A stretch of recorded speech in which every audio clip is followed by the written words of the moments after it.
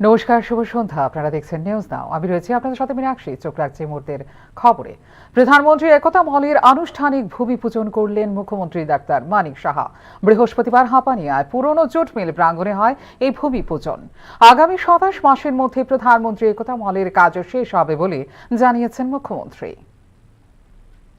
আনুষ্ঠানিকভাবেই এবার বিলীন হতে চলল রাজ্য সরকারের অধিগৃহীত সংস্থা ত্রিপুরা জুট মিল।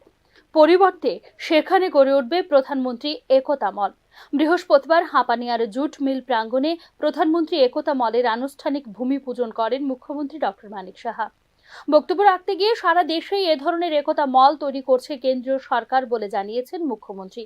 এ ধরনের একতা মলের মধ্যে দিয়ে সারা দেশের উৎপাদিত পণ্য ত্রিপুরায় আসবে, আবার ত্রিপুরার উৎপাদিত পণ্য বহিরাজ্যে বাজারজাত হবে বলে জানিয়েছেন মুখ্যমন্ত্রী। এর মধ্যে দিয়ে রাজ্যের অর্থনৈতিক উন্নতি সাধিত হবে বলেও জানিয়েছেন তিনি।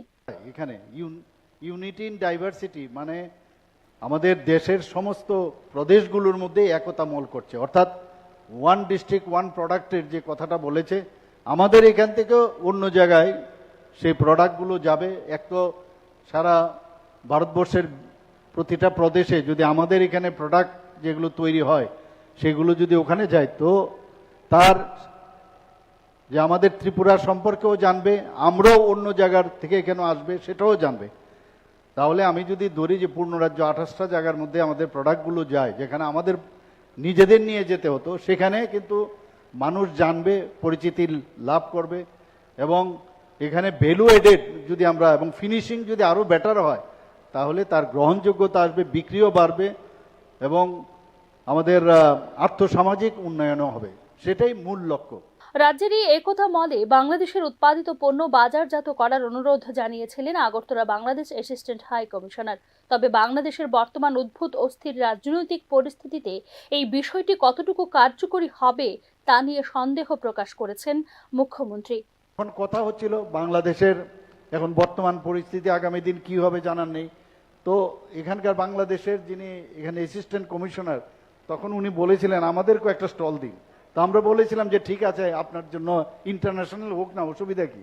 তো সেই রকম একটা চিন্তা ভাবনা আমরা করেছিলাম। তো এখন যে বাংলাদেশের অবস্থা, জানি না কোন জায়গায় গিয়ে দাঁড়াবে, এবং এই যে ওয়ান প্রোডাক্ট ওয়ান ডিস্ট্রিক্টের যে চিন্তাভাবনা, সেটা একতা মল নির্মাণের ভূমি পূজন অনুষ্ঠানের মাধ্যমে শুরু হলো, এবং এখানে উপস্থিত সবাইকে আমি আগাম শারদীয়া পূজা উপলক্ষে হার্দিক অভিনন্দন, শুভেচ্ছা। 150 কোটি টাকা ব্যয়ে মোট 4.18 একর জায়গায় গড়ে উঠবে এই প্রধানমন্ত্রী একতা মল।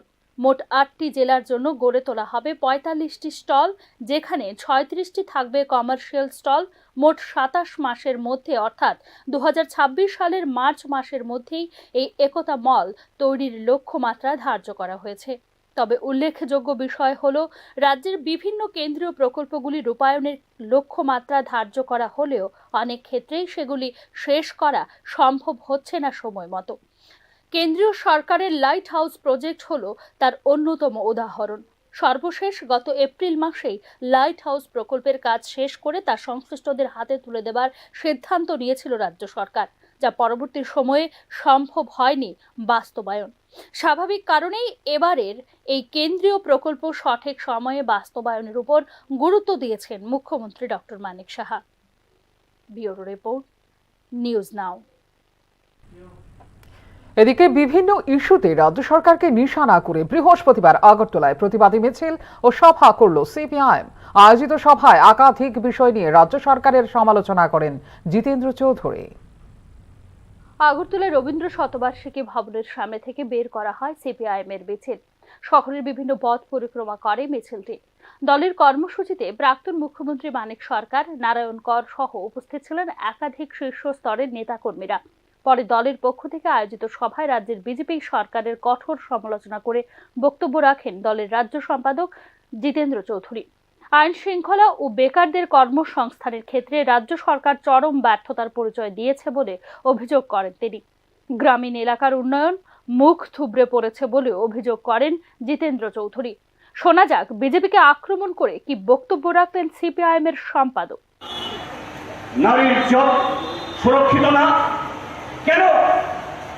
কারণ এই সরকার জনজীবনে ক্ষমতায় টিকে থাকার জন্য, ক্ষমতা দখল করার জন্য, এটা লোকসভা হোক, এটা বিধানসভা, বেকারদের কর্মসংস্থানের জন্য অবিলম্বে সমস্ত শূন্য পদে নিয়োগ প্রক্রিয়া শুরু করার জন্য সরকারের কাছে দাবি জানান জিতেন্দ্র চৌধুরী।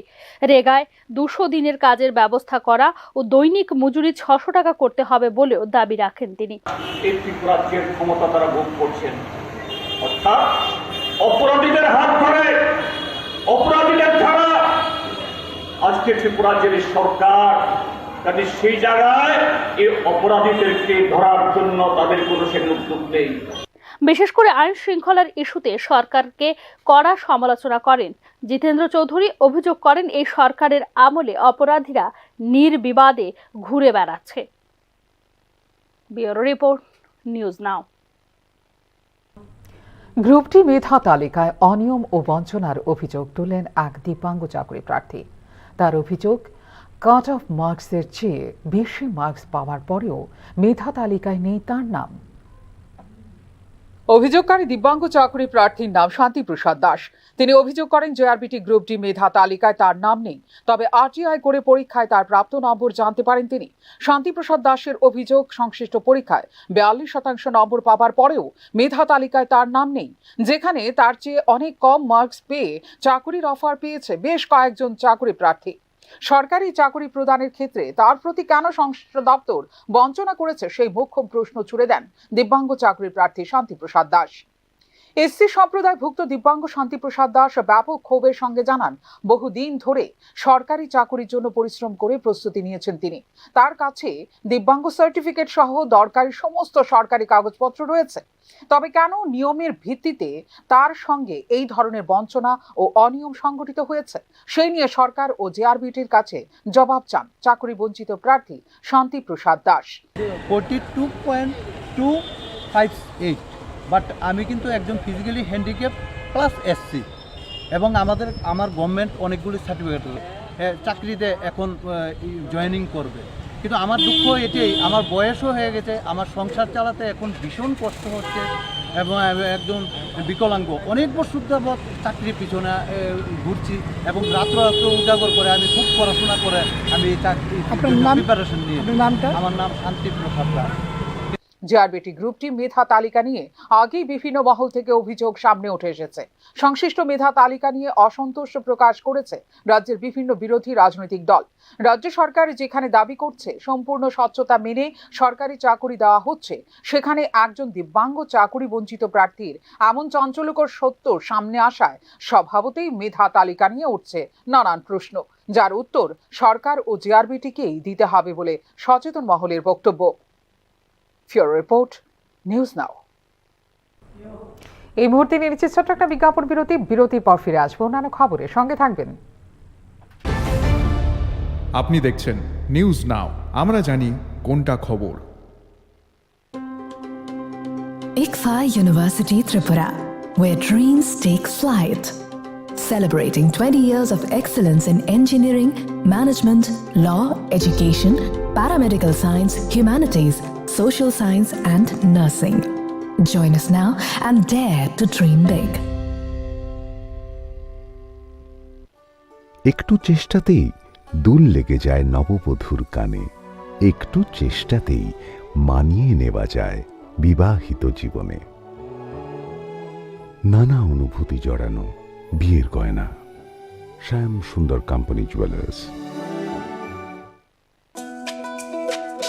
তুমি আছো রান্নাঘরে, তাই সুগন্ধে ভরে, যা খুশি তেমনই খাই, তোমার জাদুর রান্নায় থাকে শুধু লংতরাই, থাকে শুধু লংতরাই। কত কেজি রান্না হয়, মনটাই করছো জয়, ভালোবেসে বলছি তাই, রান্নায় তোমাকে চাই, চাই শুধু লংতরাই, চাই শুধু লংতরাই। লংতরাই গুঁড়ো মশলা, রান্নায় তোমাকে চাই, চাই শুধু লংতরাই। Step into the realm of Assam Downtown University, where we encourage success, experience the pinnacle of academic excellence, and live your best days. আপনি দেখছেন নিউজ নাও, আমরা জানি কোনটা খবর। বিরতির পর আপনাদের আবারও স্বাগত। চোখ রাখছে অন্যান্য খবরে। এদিকে গোপন খবরের ভিত্তিতে বৃহস্পতিবার এক মানব পাচারকারীকে গ্রেপ্তার করল আগরতলা রেলওয়ে পুলিশ। খবর নিয়ে জানা যায় আটক 19 বছর বয়সী নাজমুল হোসেন নামের ওই ব্যক্তি সোনামোড়ার মতিনগর এলাকার বাসিন্দা। তার বিরুদ্ধে অভিযোগ ছিল সে বিভিন্ন সময়ে বাংলাদেশ থেকে লোক এনে ভারতে বিভিন্ন জায়গায় পাচার করে। এই ব্যাপারে জিআরপিএফ এর এক আধিকারিককে জিজ্ঞাসা করা হলে তিনি জানান আটক নাজমুল হোসেনের বিরুদ্ধে আগে থেকেই থানায় মামলা চলছিল। বিএসএফ এবং সোনামোড়া থানার সহযোগিতায় আগরতলা জিআরপিএফ সোনামোড়া থানাধীন মতিনগরের গিলামোড়া এলাকা থেকে তাকে গ্রেপ্তার করতে সক্ষম হয়। ভোরবেলা আর্লি মর্নিং আমরা একজন ভারতীয় নাগরিককে গ্রেপ্তার করা হয়। এটা হলো আপনার মতিনগর গিলামুড়া একটা জায়গা আছে যারা একদম বর্ডার ফেন্সের সঙ্গেই। তো বিএসএফ এবং সোনামুড়া থানার সহযোগিতায় আমরা ওনাকে অ্যারেস্ট করি। উনি একটা আমাদের কেসের মামলার সঙ্গে যুক্ত হয়েছে, লিঙ্ক হয়েছে, পাওয়া গেছে, ওনার নাম এসেছে। তো উনি ওই বাংলাদেশ থেকে যে বাংলাদেশ এবং রোহিঙ্গা মানুষ আসা যাওয়া করে উনি এটাতে হেল্প করেন। ত্রিপুরা রাজ্য শিশু সুরক্ষা কমিশনের পক্ষ থেকে আগরতলা শহীদ ভগৎ সিং যুব আবাসে এক কর্মশালা অনুষ্ঠিত হয়। এই কর্মশালায় juvenile justice act and child লেবারের ওপর আলোচনা করা হয়।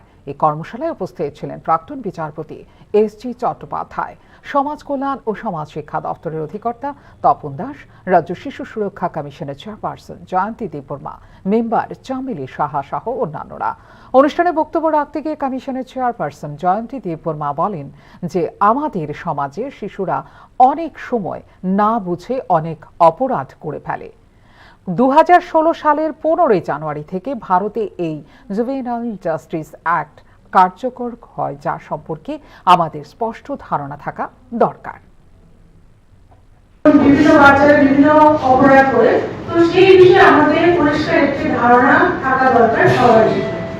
সেগুলোকে আজকে এই বিশেষত এই ওয়ার্কশপে গুরুত্ব, কারণ আমরা জানি জুভেনাইল জাস্টিস অ্যাক্টের মাধ্যমে এটা 2015 সালে গঠিত হয়েছে এবং 2016 সালে 15 জানুয়ারি থেকে এতে কার্যকর হয়েছে।